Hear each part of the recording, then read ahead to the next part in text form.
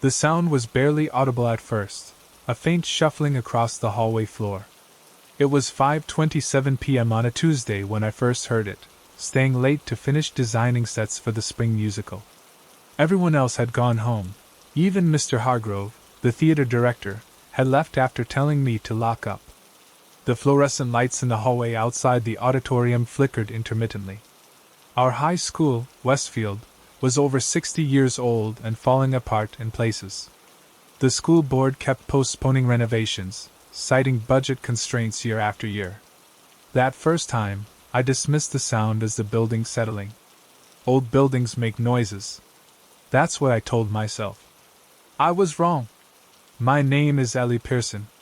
I was a senior at Westfield High when it all started. I'd never been particularly popular, but I wasn't an outcast either. I existed in that comfortable middle ground where people knew who I was but didn't pay much attention to me. The perfect vantage point, as it turned out, for noticing things others missed. The theater had become my sanctuary during my 4 years at Westfield. When my dad left and my mom started working 2 jobs, I found myself spending more and more time at school. Mr. Hargrove trusted me with keys to the theater last year. "You're more responsible than half the faculty," he'd said with a laugh. After that first night, I began to notice other things. Small things. A janitor's closet left slightly ajar when it had been closed before. The scent of industrial cleaner in rooms that weren't on the cleaning schedule. A mop bucket that appeared in different places throughout the week, though I never saw the custodial staff moving it. "They're just doing their job," my friend Zach said when I mentioned it over lunch. "Why are you so obsessed with the cleaning lady?" "I'm not obsessed," I insisted. "It's just weird. What's weird is you staying at school until dark every day. You need a life, Ellie." Maybe he was right. Maybe I was looking for mysteries where there weren't any. But then the items started disappearing from the prop room. "Are you sure you didn't misplace them?" Mr. Hargrove asked, frowning as I showed him the inventory list. "Positive," I said. "The vintage camera, the old rotary phone, 3 of the antique books, they're all gone. And look," I pointed to the shelf. "Those spaces weren't empty yesterday." Mr. Hargrove sighed, running a hand through his thinning hair. "I'll email maintenance, see if someone moved them during cleaning." But no one had. 3 days later, the missing props reappeared, arranged neatly on their respective shelves as if they'd never been gone. Only, they weren't quite the same. The camera had been polished to a shine. The books had been dusted.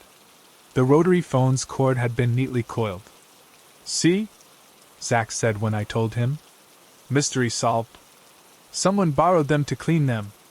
Without asking? Without leaving a note?" He shrugged. "Maintenance people are weird. My uncle's a janitor at the mall. Says he prefers when people aren't around." I wanted to believe that explanation. But something about it didn't sit right. It was after the winter formal that I first saw her. The dance had ended at 11 p.m., but as part of the decorating committee, I stayed behind to help clean up. By midnight the gym was empty except for me and the half-deflated balloons I was gathering. I felt it before I heard it, that prickling sensation of being watched. When I turned toward the gym entrance, I saw a figure standing in the shadows. She was small, probably no taller than 5 feet, and thin, almost frail-looking. She wore a gray custodial uniform that hung loose on her frame. Her hair was pulled back in a severe bun, streaks of gray visible even from a distance. She held a mop in one hand, the other resting at her side. "Hello?" I called out, my voice echoing in the empty gym. She didn't respond. She didn't move. "Sorry, I'm just finishing up," I said, forcing a smile. "I'll be out of your way in a minute." Still nothing. Just those eyes, watching me from the darkness. I gathered my things quickly, not taking my eyes off her. As I approached the exit where she stood, she finally moved, stepping aside just enough to let me pass. "Thank you," I murmured, though I wasn't sure why I was thanking her. Up close, I could see her name tag. M. Varnick. Her eyes were a pale, watery blue, and they followed me as I walked past. Her skin had an unhealthy pallor, almost gray in the dim light. And she smelled wrong. Not dirty, exactly, but chemical. Like she'd been soaking in cleaning products. "Good night," I said, just to break the silence. She didn't reply. Only watched. "Ms. Varnick?" The school secretary looked confused when I asked about the custodian. "We don't have anyone by that name on staff." "She's old or small? Works nights?" "Honey, our custodial staff is contracted through Clean Rights Services. It's mostly men, and they work from 4 to midnight. There's no night crew." I tried to ignore the chill that crept up my spine. But I saw her. Last night, after the dance. The secretary, Mrs. Bennett, gave me a sympathetic look. "You must be mistaken. Maybe it was someone from the cleaning company filling in?" I nodded, thanked her, and left. But I knew what I'd seen. Over the next few weeks, I started staying late intentionally. I told my mom I was working on a special project for theater, not a complete lie, but not the truth either. The truth was that I was looking for Miss Varnick. I caught glimpses of her sometimes. A shadow disappearing around a corner. The soft squeak of rubber-soled shoes on the freshly mopped floor. Once, the sound of humming, a melody I couldn't quite place, drifting from the janitor's closet near the science wing. I wasn't the only one who noticed strange things. My chemistry teacher, Mr. Roth, complained that someone had reorganized his supply closet. "Everything's labeled differently," he said, frustrated. "Alphabetical instead of by category. Who does that?" The librarian found books reshelved in the wrong sections, but always according to some system, just not the Dewey Decimal. The band director discovered all the instruments had been polished overnight. It's like we have cleaning fairies. Ms. Chen, the art teacher, joked when her paintbrushes appeared washed and arranged by size one morning. I didn't find it funny. It was Zach who suggested we set up a camera. "If you're so convinced this ghost janitor exists, prove it," he said, handing me his GoPro. "Hide this in the theater tonight. See what happens after you leave." It seemed like a good idea at the time. I positioned the camera on a high shelf in the prop room, angled to capture most of the space. Then I made a show of locking up and leaving, even calling out, "Good night," loudly as I exited the building. But I didn't go home. Instead, I waited in my car in the darkest corner of the parking lot, watching the school. At 10:30 p.m., I slipped back and using my key, moving silently through the halls toward the theater. The building felt different at night. Hostile, somehow. The familiar corridors seemed longer, the shadows deeper. I found myself holding my breath as I approached the auditorium doors, suddenly unsure if I wanted to know what was on the other side. The theater was dark when I entered, only the dim emergency lights illuminating the space. I crept toward the prop room, straining my ears for any sound. That's when I heard it, the humming. That same unidentifiable melody, coming from inside the prop room. I froze, my hand on the door handle. Fear and curiosity warred within me. I could leave now, come back tomorrow, check the camera then. That would be the smart thing to do. Instead, I turned the handle and pushed the door open. Ms. Varnick stood in the center of the room, her back to me. She was arranging props on one of the shelves, humming softly as she worked. The camera I'd hidden was in her hand. "Hello, Ellie," she said without turning around. Her voice was soft but clear, with a slight accent I couldn't place. "I've been waiting for you." My heart hammered in my chest. "Who are you? You don't work here." She turned then, a small smile playing at the corners of her thin lips. "I've worked here longer than anyone. Longer than your Mr. Hargrove. Longer than Principal Davis. Longer than this building has stood." She stepped toward me, and I stepped back. "That's impossible." "Is it?" She cocked her head to one side. "Time works differently for some of us, Ellie. I was the first custodian when Westfield opened in 1962. I'm still the custodian. I'll always be the custodian." "But how?" My back hit the wall. There was nowhere else to retreat. People see what they expect to see. And they don't expect to see me. She held out the camera. They certainly don't expect to be seen by me. I took the camera with trembling hands. I like you, Ellie. You notice things. Like I do. Her pale eyes searched my face. You understand what it means to be invisible. To watch. I don't understand anything. I whispered. You will. She turned back to her arranging. You should go home now. It's late. Your mother will worry. I fled. The camera footage showed nothing but an empty room. I told you, Zach said, shrugging. You're working too hard. Stress makes people see things. But I knew what I'd seen. What I'd heard. I avoided staying late after that. I told Mr. Hargrove I needed to focus on college applications, and he reluctantly took back the theater keys. I still felt her presence, though. Still caught glimpses of her watching me from doorways or around corners. Still heard her humming sometimes, just on the edge of hearing. And I began to notice other things too. How certain students would go missing for days, then return looking tired and confused. How rooms would sometimes be locked when they shouldn't be. How the basement access door, always locked in my memory, would occasionally stand slightly ajar. I never told anyone about our conversation in the prop room. Who would believe me? I tried to forget about Ms. Varnick, to convince myself it had been a stress-induced hallucination. Until the day I found the yearbook. It was buried deep in the library archives, a dusty, leather-bound volume from 1962, the year Westfield opened. I'd been researching the school's history for a senior project, flipping through old photographs and newspaper clippings. And there she was, in a staff photo, standing at the end of the line of custodial workers. Maintenance staff. The caption read, listing names from left to right. The last name, Margaret Varnick. She looked exactly the same. Not a day older. The same severe bun, the same thin frame, the same unsettling eyes staring into the camera as if she could see through time itself.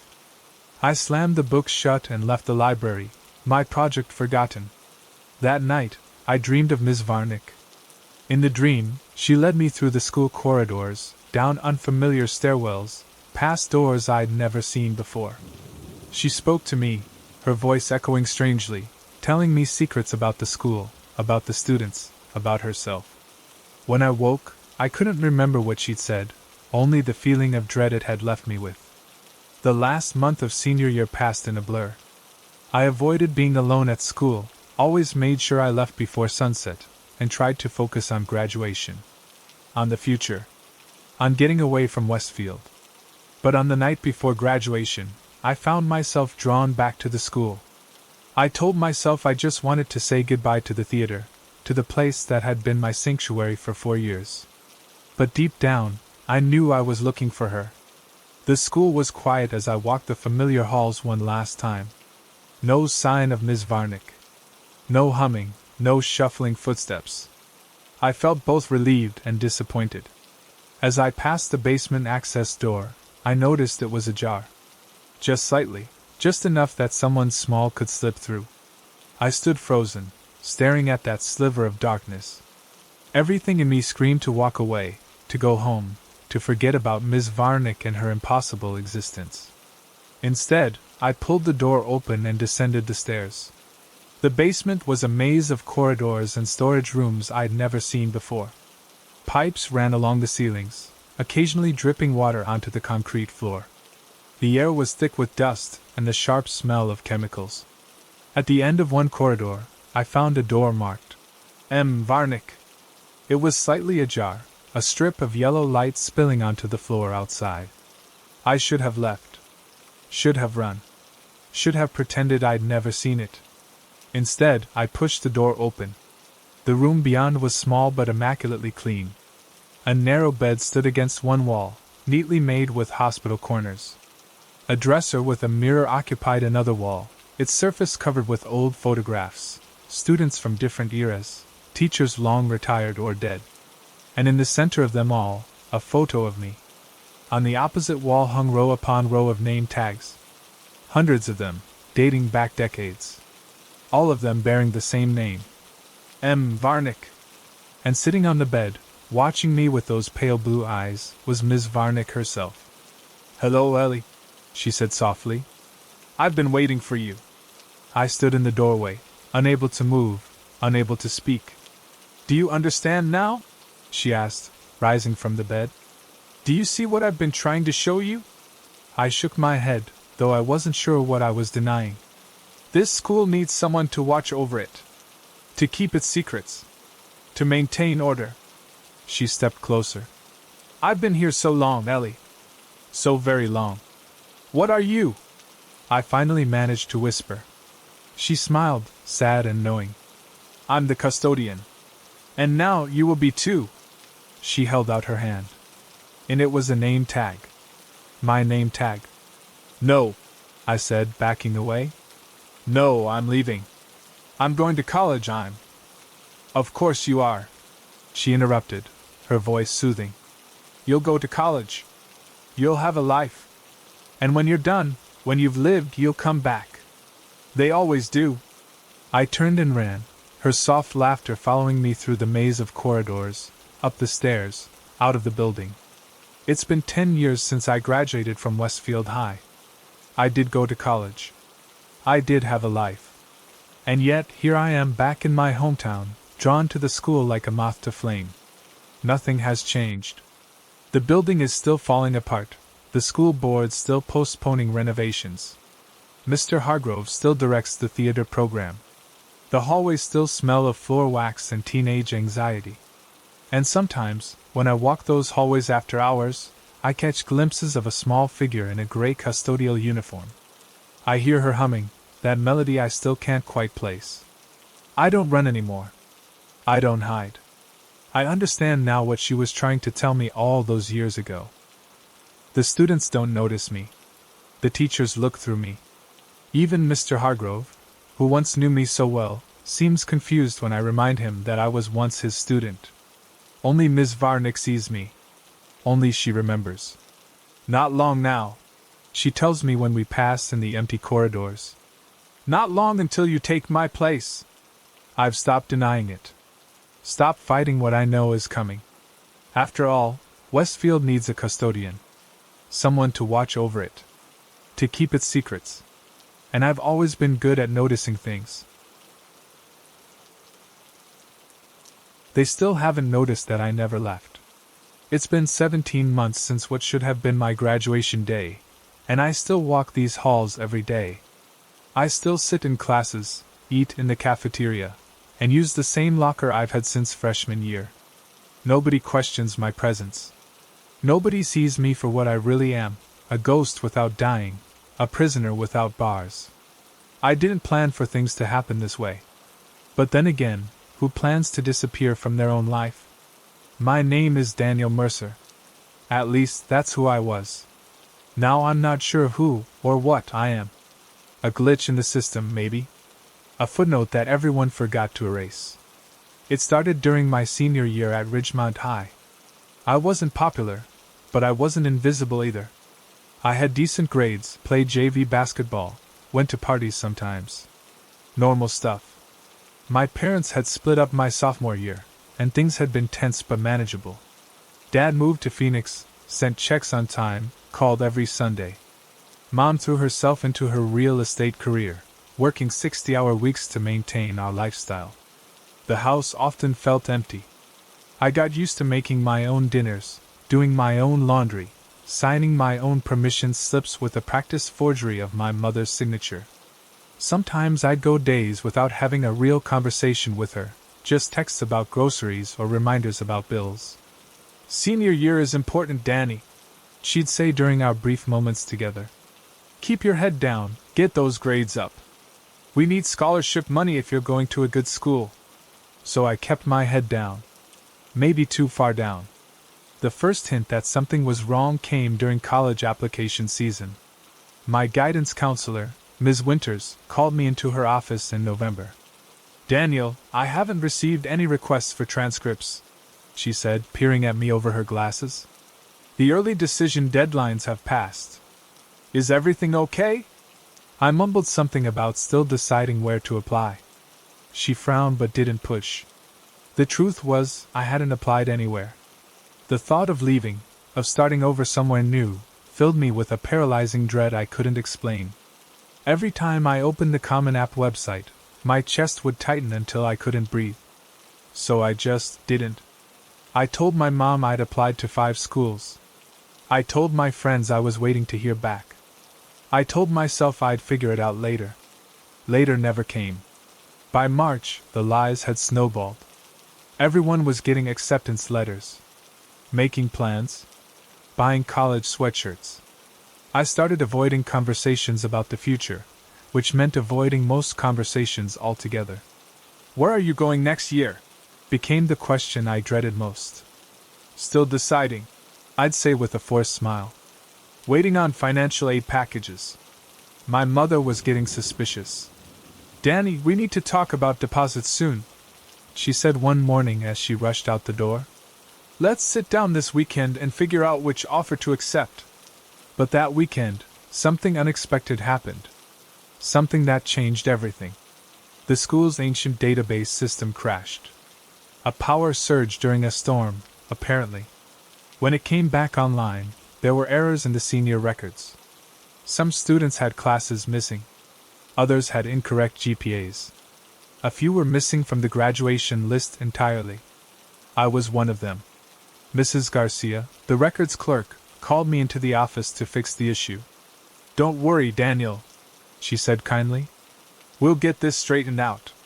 The system says you're still classified as a junior. Obviously an error." She asked for my student ID. When I handed it to her, she frowned. "That's strange," she murmured, typing.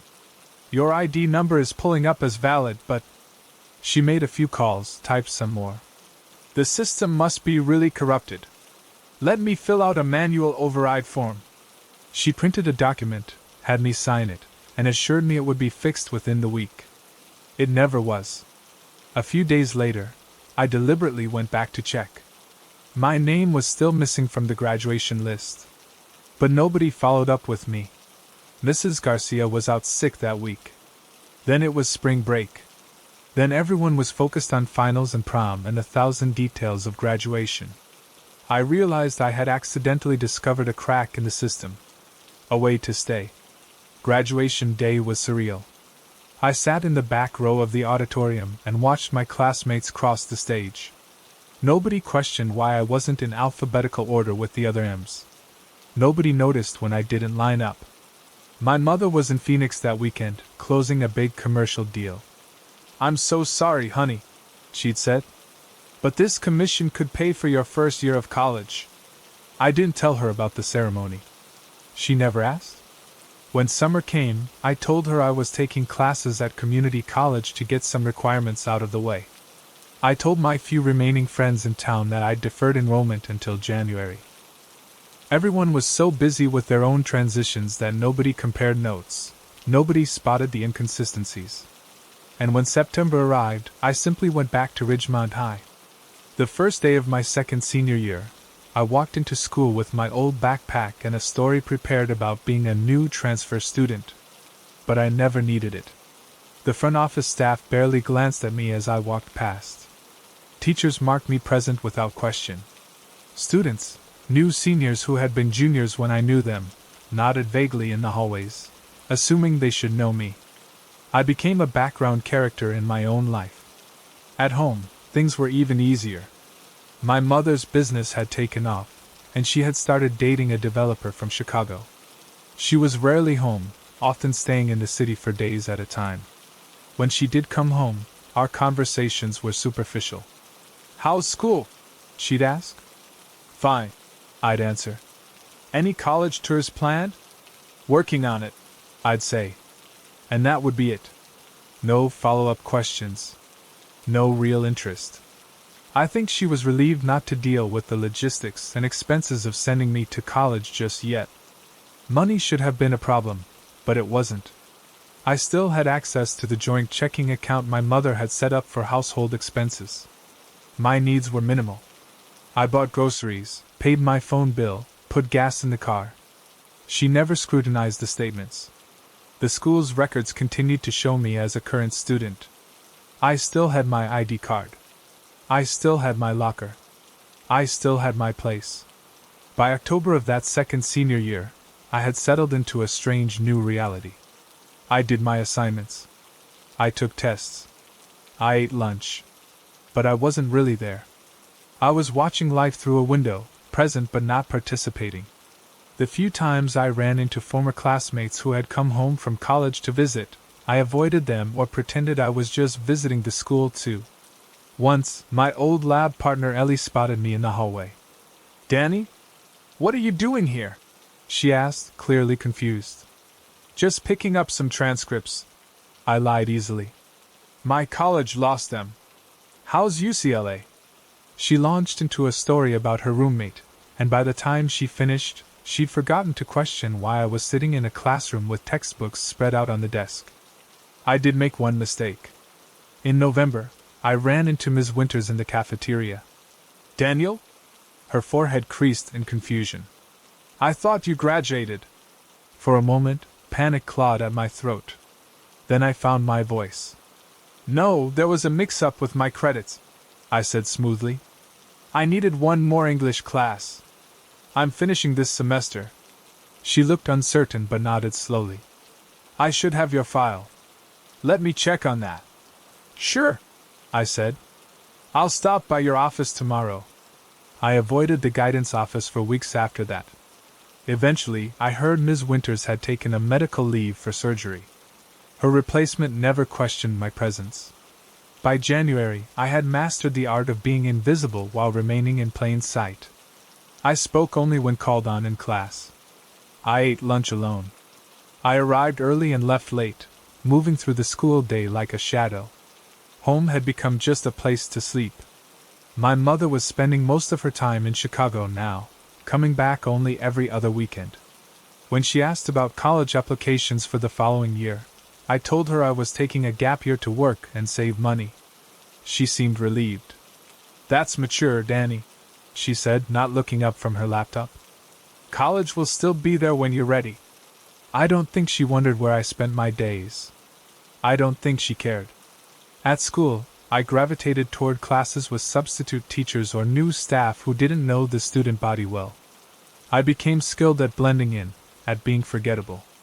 I answered to, "Hey you," and "the guy in the back," without complaint. The strangest part was how easy it all was. How readily the system accepted my continued presence. How little anyone noticed. I sometimes wondered if I was actually invisible, if I had somehow died and was haunting the school as a ghost. But that was just melodrama. The truth was simpler and sadder. No one was paying attention. Spring brought a new problem. As the school year wound down, college decision letters started arriving again. The cycle was repeating.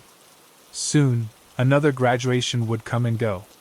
I had to decide, would I try to graduate this time?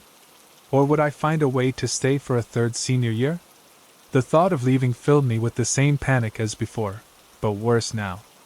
The world outside seemed impossibly vast and complicated.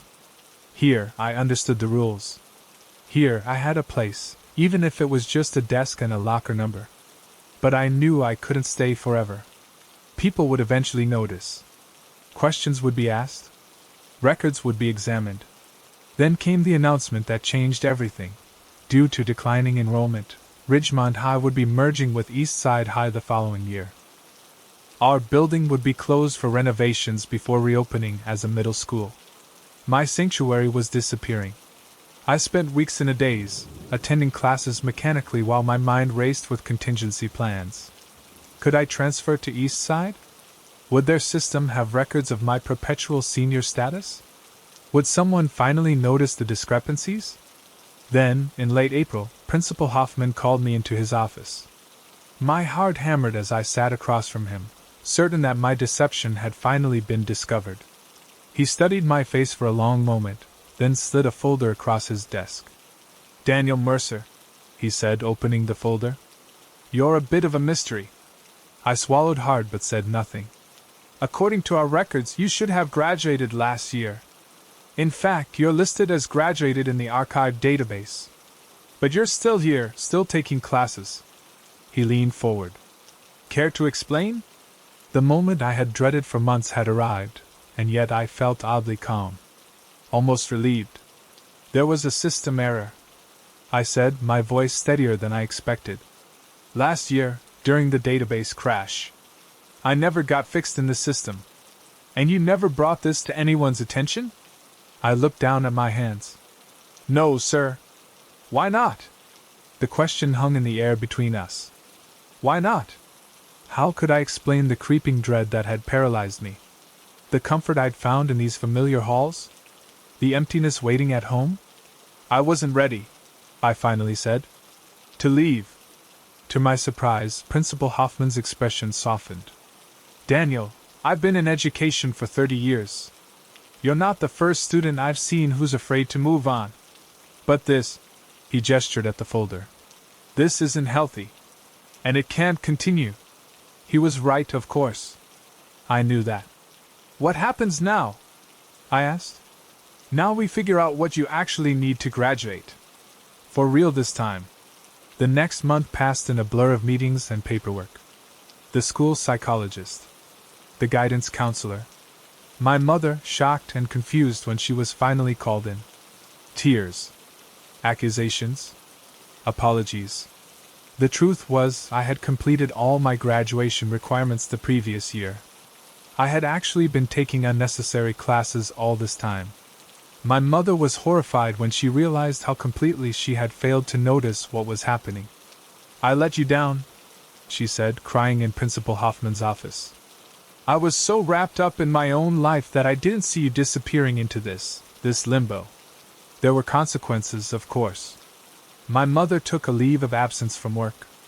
We started family therapy. I began meeting with a counselor 3 times a week to address what they called my adjustment disorder and avoidance behaviors. Principal Hoffman agreed to let me walk with this year's graduating class, quietly, without drawing attention to the unusual circumstances. Today is graduation day. Again. My black gown feels stiff and foreign against my skin. My mother sits in the audience, watching with a mixture of concern and hope as I wait for my name to be called. This time, I will walk across the stage. This time, I will take the diploma. This time, I will leave. But a part of me knows the truth. I never really have to leave Ridgemont High. Not completely. Because the most important thing I've learned during my 2 senior years is that institutions have blind spots. Systems have gaps. People see what they expect to see. The world is full of places where a person can simply remain unnoticed, uncounted, neither present nor absent. As I rise to approach the stage, I touch the acceptance letter in my pocket, the one I finally sent in, to a small state college 3 hours away. I've made promises to my mother, to Principal Hoffman, to myself. But I've already scouted the college campus. I've identified the lecture halls with the highest enrollment, the professors who never take attendance, the administrative offices with the highest turnover. Just in case I need to disappear again. Just in case I'm still not ready to graduate. The first student disappeared on October 17th. The second, exactly 29 days later. By the time I connected the pattern to Mr. Harmon's special lab sessions, it was already too late for the third. In Lakeside High, nobody paid attention to the quiet chemistry teacher with the immaculate lab coat and eyes that never quite met yours. My name is Alexis Chin. I was a junior taking AP chemistry because my parents insisted it would look good for Cornell. Mr. Harmon had been teaching at Lakeside for 15 years, tenured, respected, unremarkable. PhD from MIT framed behind his desk. 45, thinning brown hair, wire-rimmed glasses, precisely pressed clothes. He wasn't particularly liked or disliked, competent but uninspiring. The only unusual thing was his passion for practical applications. He frequently showed us real-world uses for chemical principles. Theory without application is just mental gymnastics, he'd say, suddenly animated. Chemistry changes the world. Chemistry makes miracles possible. Those were the moments when he seemed most human, when he spoke about transformations, the power to change one substance into another. I should have recognized the obsession in his eyes. In late September, Mr. Harmon started the Advanced Independent Research Program for students he deemed exceptionally promising. It wasn't official, just his creation. An opportunity to explore chemistry beyond the standardized curriculum, he announced. For those who truly want to understand the transformative power of science. Only a handful showed interest. Zach Peterson was selected first, brilliant, awkward, desperate for validation. Perfect marks since freshman year. We'll be working with compounds not in the regular syllabus, Zach told me afterward, voice reverent. Pharmaceutical applications. Real cutting-edge research. I felt a twinge of jealousy. Isn't that dangerous? Experimental compounds? He rolled his eyes. It's not like we're cooking meth, Alexis. Mr. Harmon knows what he's doing. He worked in pharmaceutical research before teaching. I didn't know that. It wasn't in his bio. When do you start? Friday after school. Just me and him for now. That Friday, Zach didn't show up at debate team. Or Monday at school. Or ever again. The official story, he transferred suddenly to a prestigious science academy in Vermont. Plausible enough, wealthy parents always wanted a more challenging environment. But something felt off. No goodbyes. No social media updates. Phone disconnected. When I asked Mr. Harmon, his response seemed rehearsed. Zachary received an exceptional opportunity requiring immediate relocation. His parents preferred to handle it quietly. But didn't he say goodbye? You were working on that special project. Something cold flickered behind his glasses. We had only just begun. These opportunities come unexpectedly. One must be prepared to seize them. As I turned to leave, he called after me. You've been showing remarkable aptitude yourself, Alexis. I'm looking for the next participant in the research program. His clinical tone sent a chill through me. That's really kind, but with debate and orchestra I don't have time. The offer remains open. A week later, Morgan Kim approached me, glowing with excitement.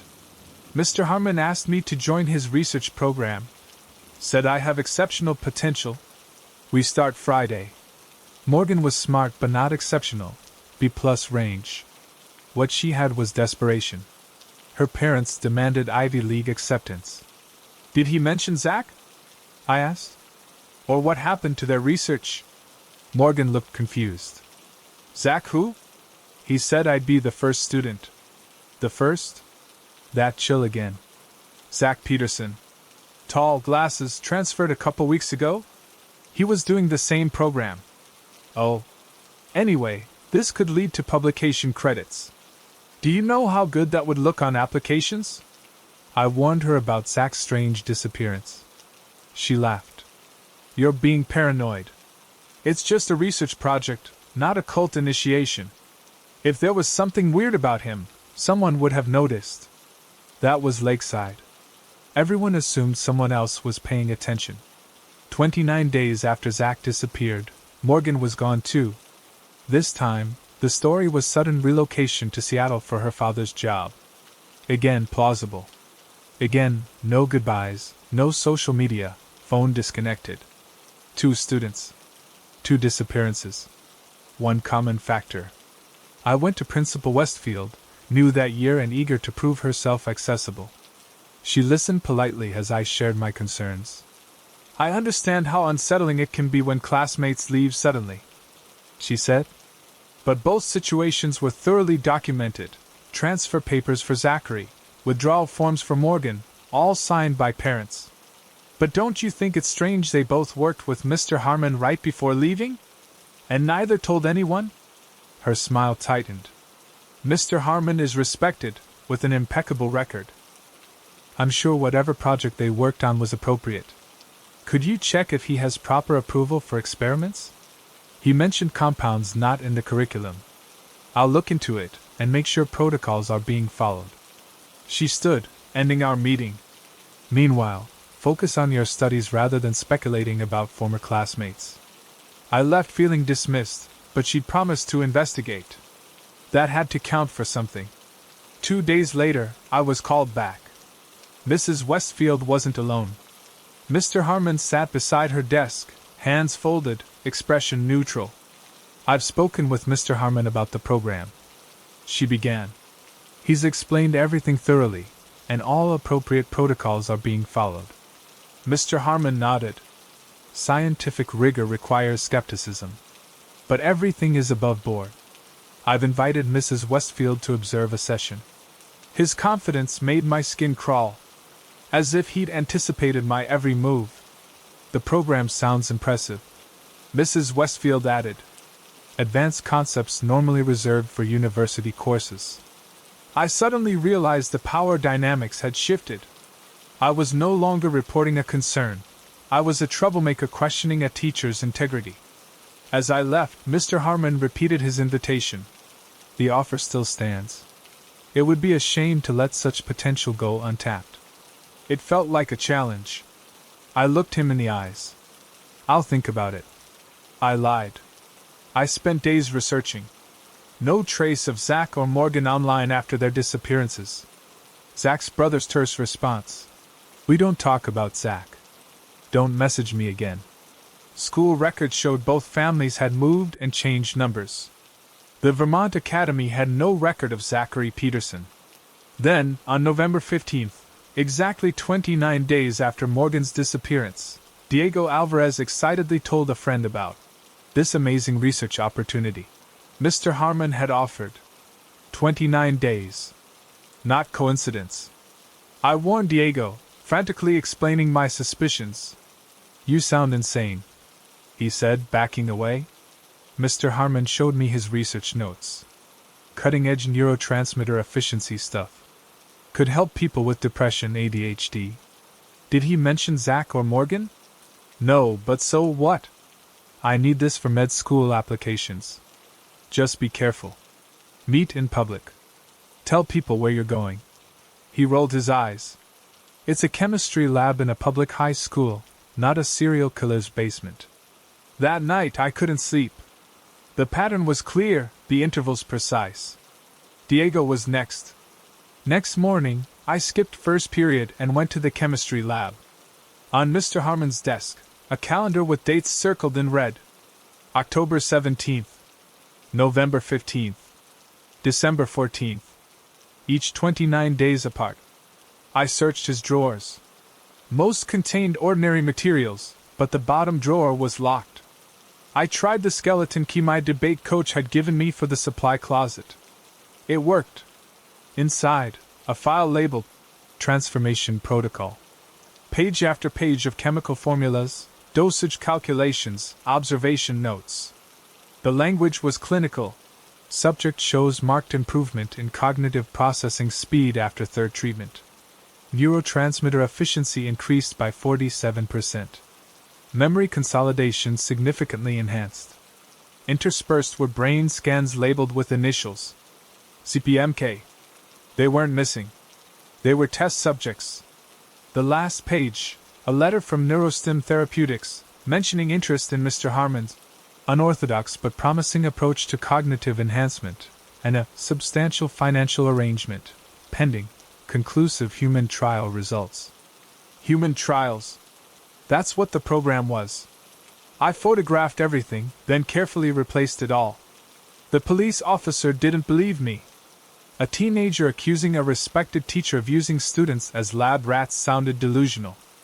My photos just looked like science notes to someone who couldn't interpret them. Have any students been reported missing? He asked. No, because he creates cover stories. Forged documents are a serious accusation. Do you have proof? I didn't. If you're concerned, why not contact them directly? Their numbers are disconnected. They're not on social media. That's not unusual for teenagers who move. New phones, new friends. I left feeling helpless. No one would believe me without proof, and I had no way to get that proof without putting myself in danger. Unless I would accept Mr. Harmon's offer. Document everything. Find what happened to Zach and Morgan. After class, I approached him. Dr. Harmon, I'd like to participate in your research program. Something flickered in his eyes, surprise, suspicion, then masked enthusiasm. I'm pleased to hear that. Your analytical skills are impressive. We can begin this Friday. Actually, could we start next Friday? December 14th? I have debate competitions until then. His composure slipped. December 14th specifically? Why that date? I shrugged. Last day before winter break. I'll be able to focus better. He studied me before nodding. Very well. As I walked away, my phone buzzed. Library. Now. Mrs. Westfield was waiting between the reference stacks. I received your email, she said, referring to the photos I'd sent her. Then you understand my concern. She glanced around nervously. What I understand is that you've made serious accusations based on documents obtained by breaking into his desk. That's what worries you. Not that he's experimenting on students? Keep your voice down. Do you know who NeuroSTEM is? They're major donors. The lab renovation, the new STEM wing, all funded by them. I stared at her. You knew. All along. Her expression hardened. What I know is that his research could revolutionize cognitive enhancement. The students volunteered with parental consent. The results are miraculous. Miraculous? They're gone. Relocated for continued observation. With generous compensation. The changes were too significant for normal life. Changes? What did he do? She hesitated. Made them better. Smarter. More focused. The treatments permanently alter neural pathways, creating minds functioning at levels we barely comprehend. It's the future of human evolution. And you're letting him experiment on teenagers. The developing brain is more adaptable. The results speak for themselves. So you'll let him take Diego next? She looked confused. Diego? No, he was deemed incompatible. The next subject is... She trailed off. Me. I finished. December 14th. Her expression confirmed it. How many students before Zach? You need to drop this. How many? She looked away. Since Mr. Harmon came to Lakeside? 14. One every 29 days during school years. The lunar cycle creates optimal conditions. 14 students. 7 years. This stops now. I'm calling the police. They won't believe you. We have consent forms, documentation, powerful allies. You have photos of formulas you don't understand. She was right. What happens to them? Where do they go? Where their capabilities can be utilized. Research facilities. Think tanks. Places where minds like theirs solve problems ordinary humans can't comprehend. They're not victims. They're pioneers. I thought of Zach's awkward laugh. Morgan's journalism dreams. Reduce the lab subjects. December 14th. I said finally. I'll be there. The chemistry lab was empty when I arrived. On Mr. Harmon's desk, a glass of water and a white pill. Every instinct screamed to run. But then what? No evidence. No credibility. No justice for 14 students. The door opened. Mr. Harmon entered with Mrs. Westfield. Alexis. Right on time. Ready to begin your transformation? I looked at the pill, then at the two adults who had betrayed every principle of their profession. Almost, I said, reaching into my pocket. One thing first. I pressed play. Mrs. Westfield's voice. Since Mr. Harmon came to Lakeside? 14. One every 29 days. Mr. Harmon's face contorted with rage. Mrs. Westfield froze. I've sent this recording to every local news station, along with everything from your drawer. I lied. Also to the Education Board, Medical Ethics Committee, and FDA. And I'm live streaming this to my debate team. I held up my phone showing an active broadcast. Another lie. You've ruined everything. Mr. Harmon whispered. No. I've stopped you. There won't be a 15. I walked toward the door. They remained frozen, trapped in the collapse of their system. At the threshold, I turned back. One question. Are they still themselves? Do they remember who they were? Mr. Harmon smiled chillingly. Parts remain. fragments. But the essence of who they were? That's the first thing that burns away. You can't become exceptional without sacrificing what makes you ordinary. I left them there and didn't look back. That was 3 months ago. The story broke big. Neurostim is under federal investigation. Mr. Harmon and Mrs. Westfield await trial. The 14 students were found at a research facility upstate, changed permanently. I visited Zach once. He recognized me distantly, like an actor from a show you used to watch. His mind elsewhere, racing through incomprehensible calculations. "Are you happy?" I asked. He looked confused. Happy is an inefficient state. I am optimal. I haven't returned.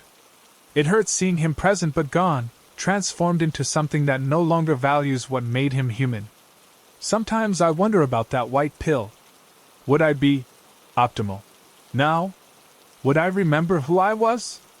In dark moments, I wonder if they were right, if advancing human potential is worth 14 ordinary lives. If those enhanced minds might solve problems affecting millions. But then I remember Zach's laugh. Morgan's dreams. No breakthrough is worth that price. The most terrifying part isn't what happened at Lakeside. It's how close they came to succeeding. How many looked away. How easily warning signs were dismissed. And I can't help but wonder, how many other Mr. Harmons are out there right now, offering special opportunities to ambitious students? How many pills are being swallowed in how many labs? How many transformations are already underway? I should have recognized the warning signs sooner. The immaculate campus materializing overnight in our struggling town. The enrollment fees just low enough to be accessible but high enough to feel exclusive. Headmaster Pierce reciting every student's strengths and weaknesses from memory, like commodities being priced for market. But it wasn't until Max disappeared that I understood what the Achievement Academy really was, and by then, I was already implicated. My name is Daniel Whitman. I taught English at the Achievement Academy, a private school that opened 3 years ago in Millfield, a town still reeling from the textile mill closure. When Pierce Educational Ventures announced plans to establish an elite academy, developing exceptional students for exceptional futures, we welcomed them like saviors. Jobs, prestige, revitalization. I was among the first faculty hired, fresh PhD, mountains of debt, few prospects. Dr. Alexander Pierce impressed me, tall, distinguished, with TED Talk charisma and Silicon Valley vision. "We're reinventing education, Mr. Whitman. Traditional schools prepare students for traditional lives. We prepare them for exceptional futures." The salary was double public schools. The catch? A contract with extensive confidentiality clauses and commitment to their proprietary methodology. I barely skimmed before signing. The first year seemed promising. Small classes, advanced technology, motivated students. Behind the scenes, Pierce implemented a relentless assessment system, weekly cognitive evaluations, personality profiles, physiological metrics, eye tracking, response time monitoring. Data-driven personalization, Pierce called it. We can't improve what we don't measure. I assumed it was standard gifted and talented tracking dressed in modern analytics. By the second year, I noticed a pattern. Students scoring in particular ranges would be approached about specialized opportunities, internships at unfamiliar companies, exclusive programs at obscure research institutes, transfers to partner schools abroad. Parents were thrilled, their children singled out for advancement. But these students rarely returned. We received updates about their continued external educational experiences, always framed as extraordinary opportunities. No one questioned it. Elite education has always been about exclusive pathways. Maxton changed everything. Max wasn't exceptional by academy metrics. Average intelligence.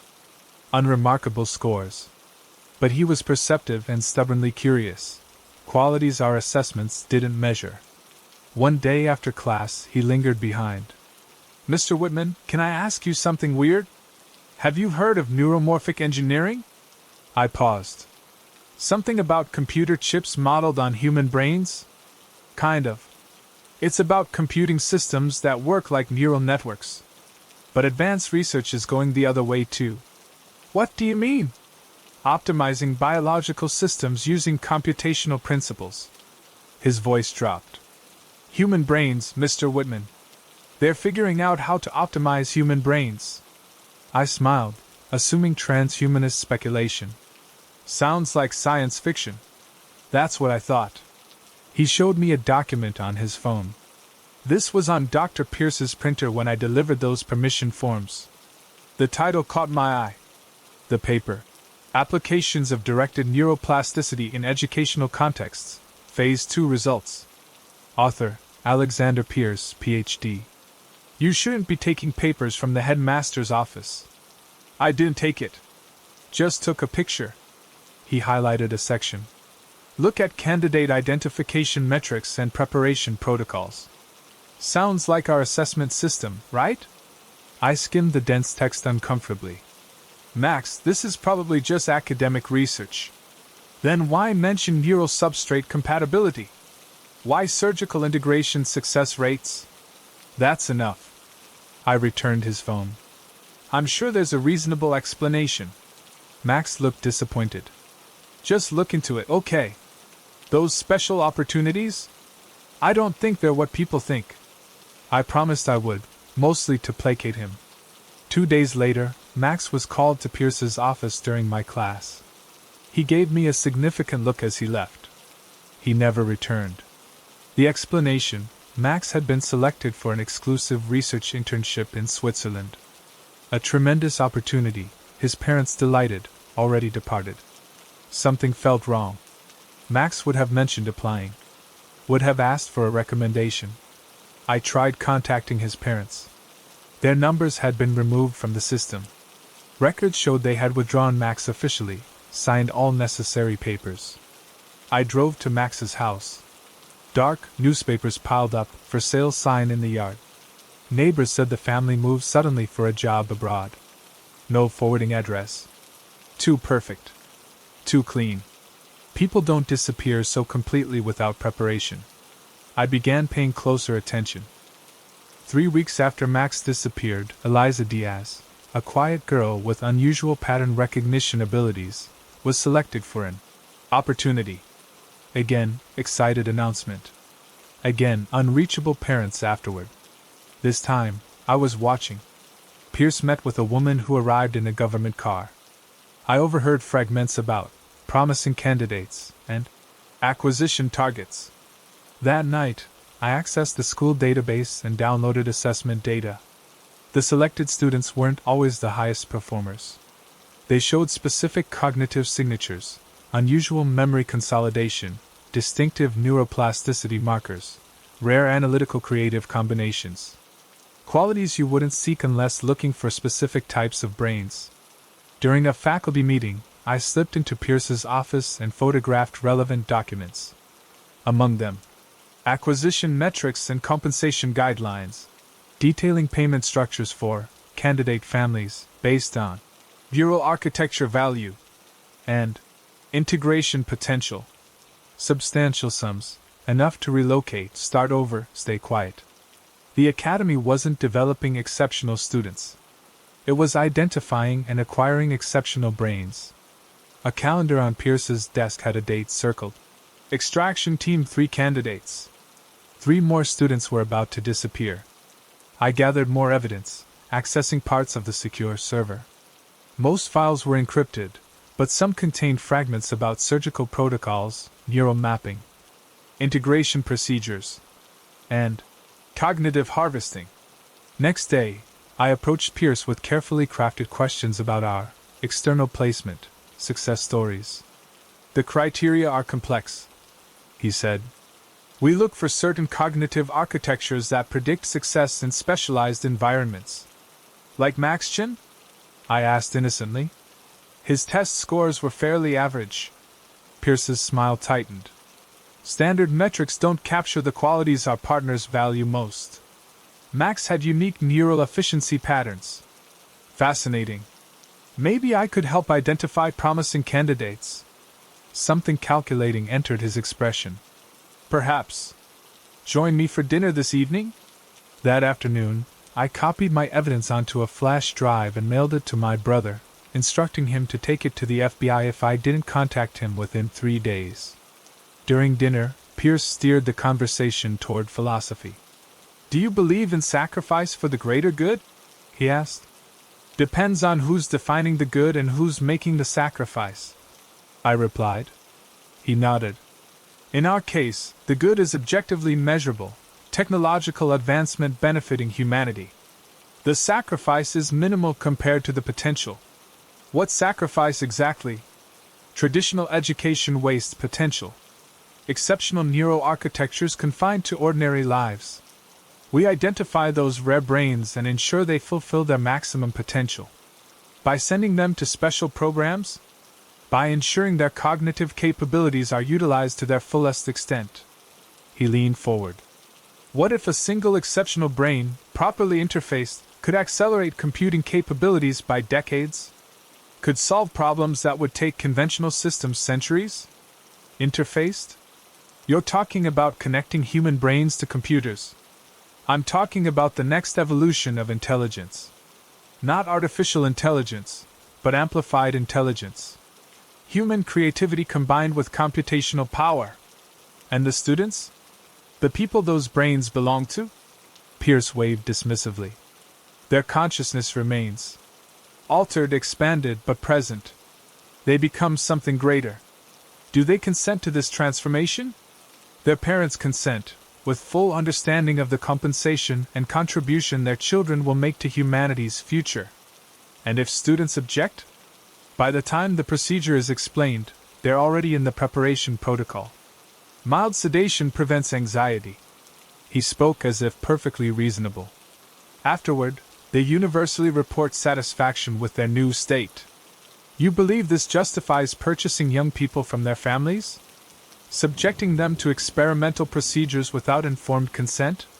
We are advancing human potential, Daniel. Creating superintelligence that will solve climate change, disease, poverty. The temporary discomfort of a few individuals is nothing compared to billions who will benefit. He retrieved a tablet showing a laboratory setting. A young woman reclined in a chair, connected to sophisticated equipment. I recognized Eliza Diaz. Her head was partially obscured by an interface helmet, her eyes moving rapidly as data streamed across monitors. She looked physically healthy but somehow vacant. Eliza is analyzing climate models, Pierce said proudly. She's processed more scenarios in 2 weeks than a supercomputer could in a year. Is she aware? Can she communicate? Pierce tapped the screen. Eliza, can you hear me? Her eyes shifted. Yes, Dr. Pierce. Tell Mr. Whitman how you're feeling about your work. The models are fascinating. I see patterns no one has identified before. Solutions that weren't visible before integration. Her words lacked emotional inflection. I am functioning at optimal capacity. Are you happy? I asked. She paused. Happiness is an inefficient metric. I experience satisfaction in problem solving. My capabilities far exceed previous limitations. Pierce ended the call. You see? They become something greater. Humanity's next evolutionary step. Which brings me to my proposition. Pierce continued. You notice patterns in student behavior that our metrics sometimes miss. I want you to help identify promising candidates. I realized with horror he was offering me a promotion to talent scout for his brain harvesting operation. I need time to consider, I said carefully. Of course.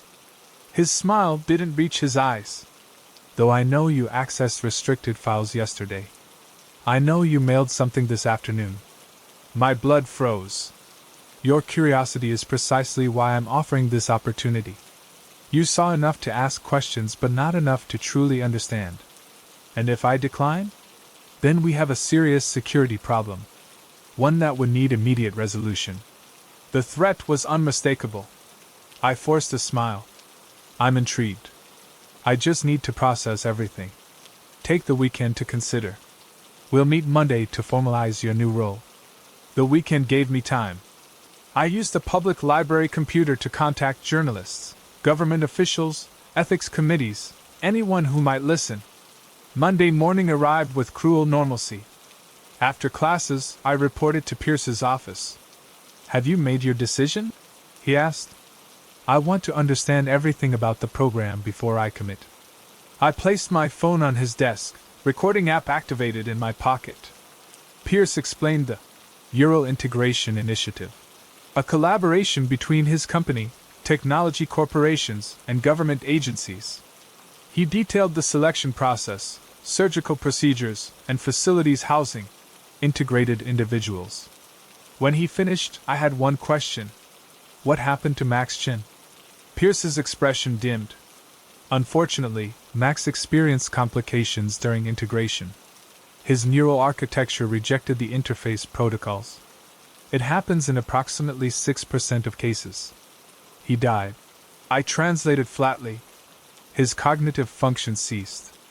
A tragic loss, but his neural mapping data has been invaluable in refining protocols for future candidates.